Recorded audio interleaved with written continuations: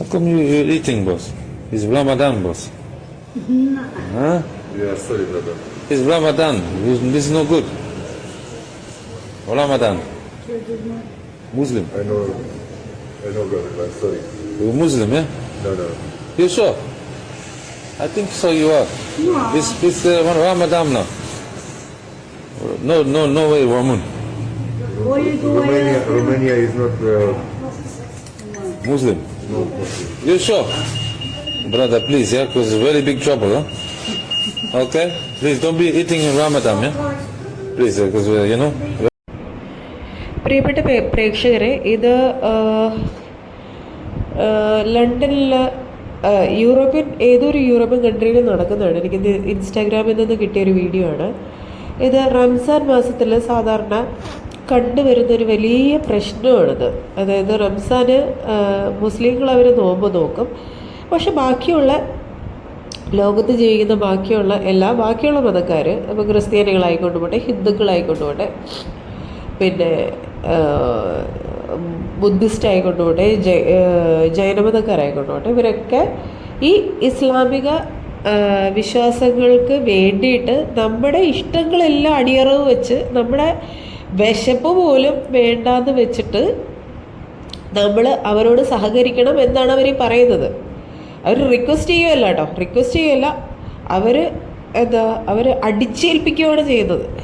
ഇത് എല്ലാ റംസാൻ മാസത്തിലും നമ്മുടെ കേരളത്തിലും ഇത് കണ്ടു തുടങ്ങിയിട്ടുണ്ട്. ഞാനത് ഫേസ് ചെയ്തിട്ടുണ്ടായിരുന്നു.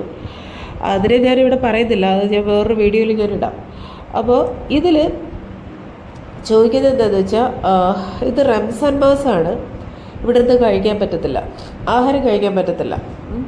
നിങ്ങൾ മുസ്ലിമാണോ എന്നാണ് ചോദിക്കുന്നത്. ആ വ്യക്തിയോട് ചോദിക്കുന്നു, നിങ്ങൾ മുസ്ലിമാണോ? അയാളാണെങ്കിൽ ഒരുമാതിരി പേടിച്ചിട്ട് പറയുന്നതല്ലേ, അയാൾ പറയാം അയാൾ മുസ്ലിം അല്ല. അയാൾ എന്നിട്ട് അതിൻ്റെ എവിഡൻസ് കാണിക്കാൻ വേണ്ടിയിട്ട് ഫോണിലും കണ്ടെടുത്ത് കാണിച്ചു കൊടുക്കാനും കൊണ്ട് ധൃതിപ്പെട്ട് നോക്കുന്നത് കാണുന്നുണ്ട് അതിനകത്ത്. അപ്പോൾ ഇയാൾ പറയുകയാണ് ഞാൻ മുസ്ലിം അല്ല, അപ്പോൾ ഇനിയിങ്ങനെ കഴിക്കരുത്, റംസാൻ മാസമാണ്, വളരെ മോശമാണ്, ഇങ്ങനെ കഴിക്കരുത്.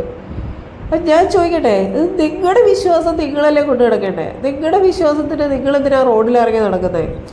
വല്ലവരുടെ അടുക്കളയിലേക്ക് നോക്കി നടക്കുന്നത് എന്തൊന്നിനാ? നിങ്ങൾക്ക് അത്രയ്ക്ക് അങ്ങ് കൊതിയാണോ ആഹാരം കഴിക്കാൻ വേണ്ടിയിട്ട്? കൊതിയായിട്ടുള്ളവരാണെങ്കിൽ വീട്ടിനകത്തിരിക്കണ്ടേ? നിങ്ങൾ നോമ്പ് നോക്കുകയാണെന്നുണ്ടെങ്കിൽ നിങ്ങൾ വീടിനകത്ത് മാക്സിമം ഇരിക്കാൻ നോക്കണം. ബാക്കിയുള്ളവരുടെ തലമണ്ടയ്ക്ക് കയറുകയല്ല ചെയ്യേണ്ടത്.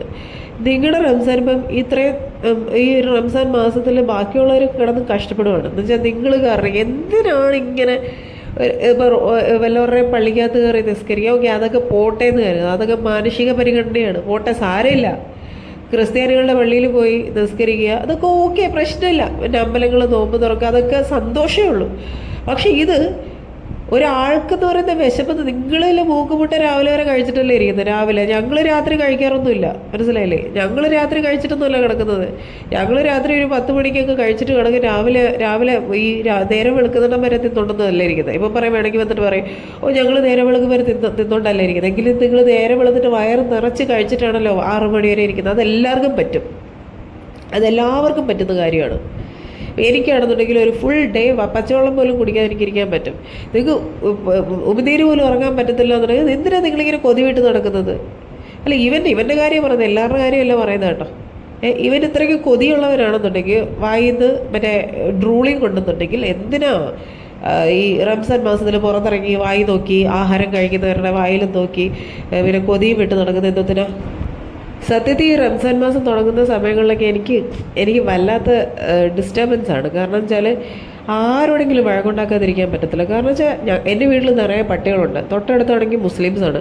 അപ്പോൾ അവർക്ക് പട്ടി പറ്റത്തില്ല. പട്ടി എൻ്റെ വീടിനകത്ത് കിടന്നാൽ പറ്റില്ല, എൻ്റെ ഗേറ്റിൻ്റെ അവിടെ വന്നിട്ട് ചാടിയാൽ ഒന്നും അവർക്ക് പറ്റില്ല. അവരുടെ നോമ്പ് മുറിയെന്നാണ് അവർ പറയുന്നത്. എനിക്കറിയില്ല ഏത് വഴി കൂടെയാണെന്ന്. അല്ല, ഞാൻ ചോദിക്കട്ടെ, അവരുടെ ഇഷ്ടത്തിന് എൻ്റെ പട്ടികളെ പിന്നെ മാറ്റി നിർത്തേണ്ട കാര്യം എന്താണ്? ഇത് എനിക്ക് താല്പര്യമില്ല, ഞാനത് ചെയ്യത്തുമില്ല.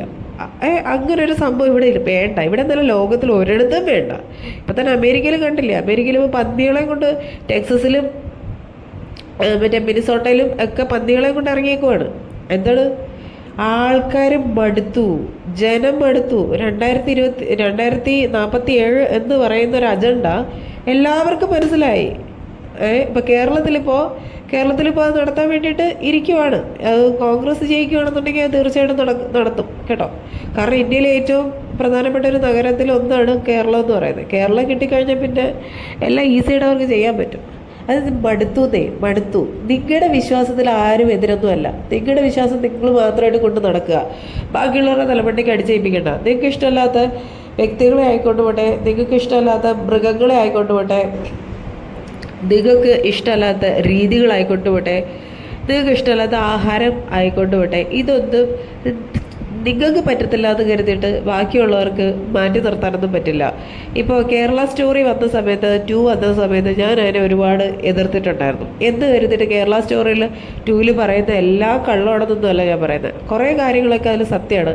പക്ഷേ ബീഫിൻ്റെ കാര്യത്തിലാണെന്നുണ്ടെങ്കിലും ഈ പറയുന്ന ലവ് ജിഹാദിൻ്റെ കാര്യമാണെന്നുണ്ടെങ്കിൽ അത് ഒരുപാട് എക്സാജറേറ്റ് ചെയ്ത് കാണിച്ചു എന്നുള്ളതാണ് എൻ്റെ വാദം. മനസ്സിലായില്ലേ? എക്സാജറേറ്റ് ചെയ്ത് കാണിച്ചു എന്നുള്ളത് മാത്രമാണ്. ഇതിലിനിപ്പോൾ സംഖ്യകൾ വന്ന് എന്താ പറയാൻ പോകുന്നത് എനിക്കറിയില്ല. സുഡാപ്പികൾ വന്ന് എന്താ പറയാൻ പോകുന്നത് എനിക്കറിയില്ല. സുഡാപ്പികൾ പറയുന്നത് എനിക്കറിയാം. ഇനിയിപ്പോൾ സംഖ്യകൾ ഞാനിത് പറഞ്ഞതുകൊണ്ട് ഞാൻ പറയുന്നത് എക്സാജറേറ്റ് ചെയ്ത് കാണിക്കാതിരുന്നെങ്കിൽ തീർച്ചയായിട്ടും കേരള സ്റ്റോറി നമുക്ക് വെൽക്കം ചെയ്യാൻ പറ്റുന്നൊരു കഥയായിരുന്നേനെ.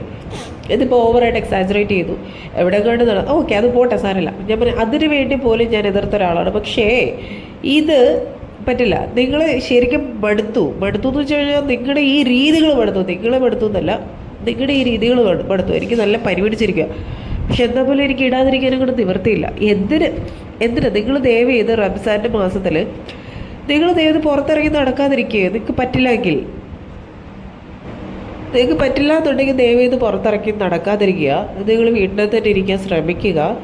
പിന്നെ ഇനി നിങ്ങൾക്ക് പുറത്തിറങ്ങി നടക്കേണ്ട അവസ്ഥ വന്നു കഴിഞ്ഞാൽ ബാക്കിയുള്ളവർ തിന്നോണ്ടിരിക്കുന്നതിൻ്റെ വായിലോട്ട് നോക്കി കൊതി വിടാതെ നടക്കുക. ഇതുപോലെയൊന്നും മനസ്സിലായില്ലേ? കേരളത്തിൽ ഇതുവരെ വലിയ പ്രശ്നമൊന്നും കണ്ടു തുടങ്ങിയിട്ടില്ല. പക്ഷെ ചെറിയയിടത്തൊക്കെ തലമുക്കി തുടങ്ങിയിട്ടുണ്ട്. അത് തുടക്കത്തിലേ ബാക്കിയുള്ളവർ ഇപ്പം നമ്മൾ അത് വളരെ സ്റ്റഡിയായിട്ട് നിന്ന് അതിനെ എതിർത്ത് നല്ല രീതിയിൽ ആൻസേഴ്സ് കൊടുത്തു കഴിഞ്ഞാൽ ഇവരൊന്നും തലയിൽ കയറത്തില്ല. മനസ്സിലായില്ലേ? അതാണ് എനിക്ക് എല്ലാവരോടും പറയാനുള്ളതാണ്. അത് ഏത് മതമായിക്കോട്ടെ, അത് ക്രിസ്തു മതമായാലും ശരി, ഇസ്ലാം ആയാലും ശരി, ഹിന്ദുയിസം ആയാലും ശരി.